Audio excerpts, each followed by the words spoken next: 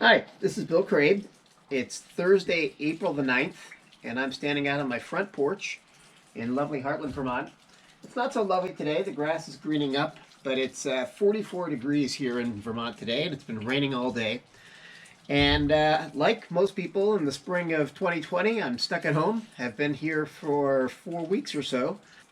29 years ago today, I was in Oakland, California, and went to the first of 178 different baseball parks with my friend Sue Easler. We became somewhat famous for a program that was called Bill and Sue's Excellent Adventure, which was on ESPN once a week on the program Major League Baseball Magazine. And so I am an amateur at best in video production, but I decided to try to take some of the old raw videotape from that trip and produce a series of videos. And so the first one that we're loading today is from Oakland, California, where the trip began 29 years ago today. It was a beautiful day in Oakland. And I'm going to show you some video of that night, an amazing evening of baseball, a bit of foreshadowing. We saw Rickey Henderson get within one stolen base of the all-time stolen base record. We saw Jack Morris as the losing pitcher, though we would see him at the very end of the season too. And the Minnesota Twins, who fell short in this game, 7-2, ended up going on to win the World Series that year. So, this is stop number 1 on Bill and Sue's Excellent Adventure, Oakland, California, April 9th, 1991. The trip actually began on April 1st of 1991. This is the office of Mike Costell at Major League Baseball Productions, where we picked up our video camera and learned a bit about how to use it, though there was a lot more to learn. And the next day we began. This is my mom's house in Kendall Park, New Jersey, and her prized star magnolias. It was a gorgeous April morning, and we were setting off for a week's drive across the country to Oakland. We had 2 friends with us, and I can't really describe the amount of anticipation that we had. It was one of the most special days of my life. We began in a brand new minivan that had 156 miles on it. I tried out the video camera trying to get a bit of the odometer reading. And the very first thing you're going to hear on this video is a little bit of our very first clip on Major League Baseball Magazine as we were being introduced by Warner Fussell. It began in Oakland on opening day as Bill and Sue set out to see 178 ballparks with some mixed feelings. I'm a little nervous about traveling across the country and living in a van for 6 months, but I think it'll be a great experience. We're excited to be starting and going to the first game. I guess I'm a little bit apprehensive. It's obviously a long trip and a lot of games, but I'm very excited. Oddly enough, one of the first things we did with our brand new video camera was to shoot video of people shooting video of us. It was certainly not the first time this happened over the course of the year, but it did take some getting used to. Beyond the camera crew is our view of the Oakland Coliseum from our seats on the third base side. The Coliseum was then common for the very things that makes it pretty unique among today's ballparks. It was a big circular, multi-use facility, similar in some ways to Riverfront Stadium in Cincinnati or Three Rivers Stadium in Pittsburgh, which were among many teams at the time in which football teams and baseball teams shared the same stadium. But when the Raiders played their last game at the Coliseum last fall, it marked the end of an era in which Oakland was the last city that housed both sports in the same building.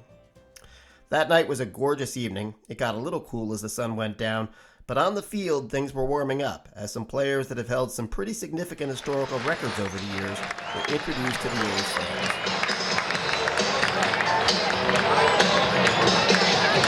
The 1990 A's were the best fielding team in club history. The defense was anchored by a man normally known for his devastating home run power than for his defensive excellence.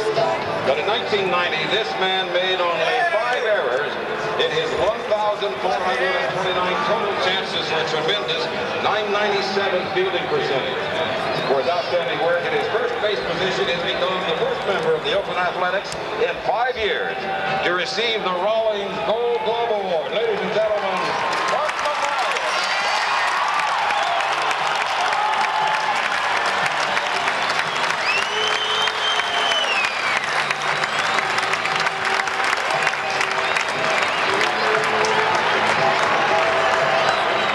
Without a doubt, our next honoree had his best season in 1990. He hit for a career high .325 batting average, which ranks second in the American League.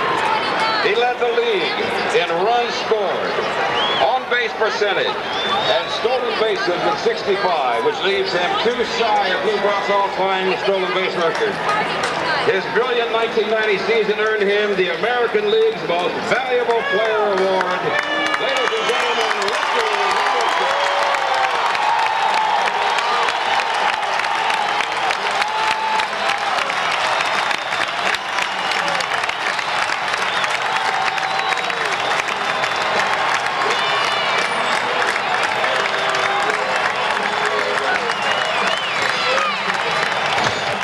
Ricky Henderson started that game with 936 stolen bases, just 2 behind Lou Brock's all-time record.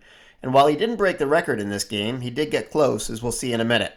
It ultimately took him 3 more weeks, as he missed a few games with an injury. Meanwhile, Ricky's theme song that night might well have been applied to Bill and Sue, roamed by the B-52 seems pretty apropos.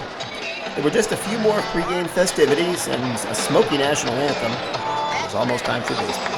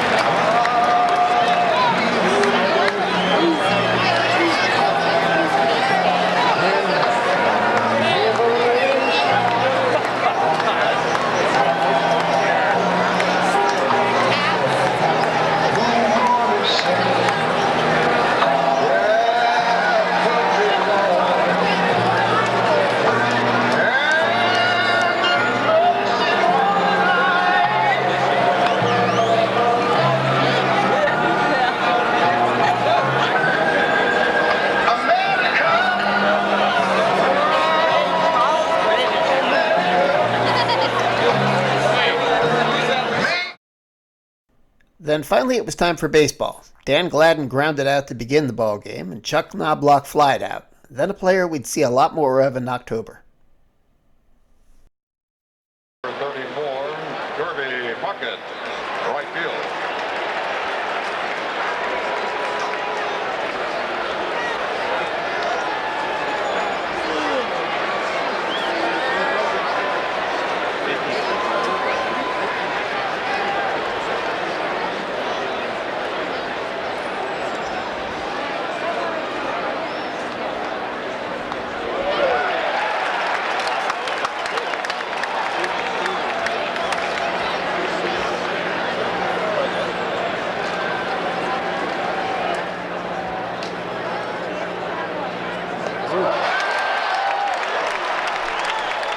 Dave Stewart and the A's went on to win this ball game 7-2, but Kirby Puckett gets the better of him here, the first hit that we saw in the 1991 season.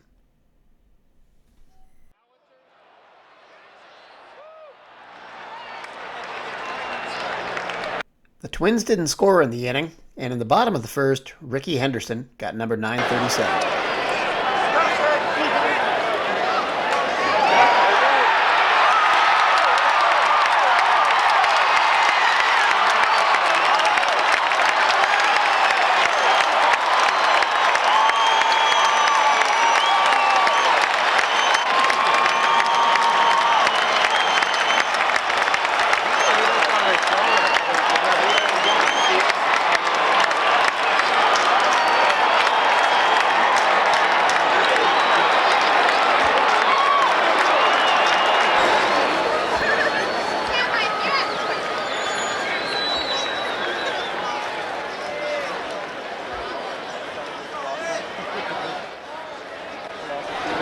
game stayed pretty close early on. The A's led 2-0 going into the bottom of the fourth inning.